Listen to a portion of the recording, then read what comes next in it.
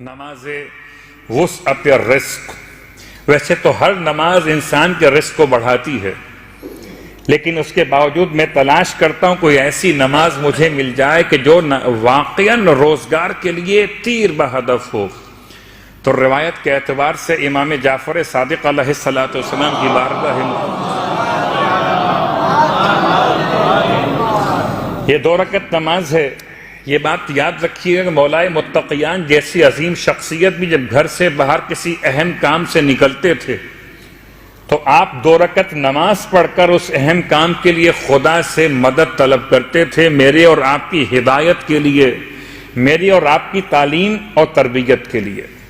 اور قرآن مجید بھی مجھ سے بھی کہتا ہے اور آپ سے بھی کہتا ہے وَاسْتَعِينُوا بِالصَّبْرِ وَالصَّلَاةِ، اپنے کاموں میں مدد طلب کرو، نماز سے بھی اور روزے سے بھی۔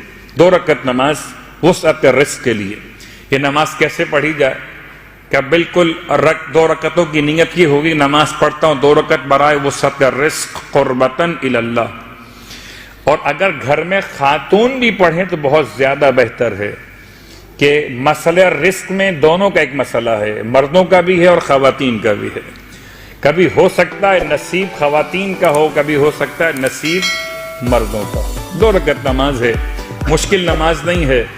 اگر میں آپ سے ویسے ہی کہوں آپ پہ دل رکھنے کے لیے کہ مجھے اپنا سی وی بھیج دیجیے گا تو آپ ڈھونڈ ڈھانڈ کر جہاں کہیں نیٹ مل رہا ہو آپ جاتے ہیں اور مجھے اپنا سی وی میل کرتے ہیں، چاہے میں اس پر عمل کروں آپ کے لیے نہ کروں۔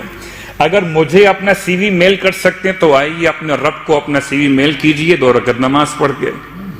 اور پھر خدا تو ایسا مہربان خدا ہے کہ سارے لوگ ساتھ چھوڑ دیں تو یہ ہو سکتا ہے کہ چھوڑ دیں، مگر ایک ہی ذات وہ ہے جو انسان کا ساتھ کبھی نہیں چھوڑتی اور اسے ہی تو خدا کہتے ہیں۔ 2 رکعت نماز نیت واضح ہو گئی قربتاً الی اللہ۔ رکعت اول میں الحمد کے بعد 3 مرتبہ سورہ انا اعطیناک الکوثر۔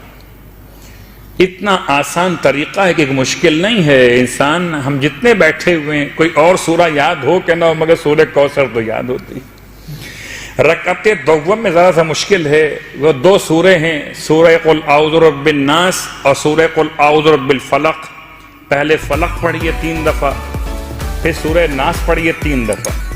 رکعت دوم میں الحمد کے بعد سورہ فلق سورہ ناس 3 دفعہ، پھر قنوت و رکوع و سجود اور تشہد و سلام عام نماز فجر کی طرح مکمل کر لیجئے۔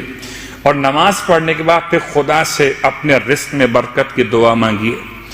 اور جب کبھی دعا مانگیے تو یاد رکھیے اللہ کے رسول کی ماں کا واسطہ دے کر دعا مانگیے، اس لیے کہ جب کسی کی ماں کا واسطہ دیا جائے کائنات میں کچھ بھی نہ ہوتا اگر ختمیہ مرتبت کی ذات نہ ہوتی، اور ختمیہ مرتبت کو آپ کی ماں کا واسطہ دینا ایک ایسا واسطہ ہے جو انسان اگر مجھے اور آپ کو دے، میری اور آپ کی ماں کا واسطہ، تو شاید ہم سوچنے پر مجبور ہو جائیں کہ اس کے لیے ہم کیا کر سکتے ہیں، یہ ہماری ماں کی قسم ہمیں دے رہا۔ صلوات پڑھیں محمد و آل محمد۔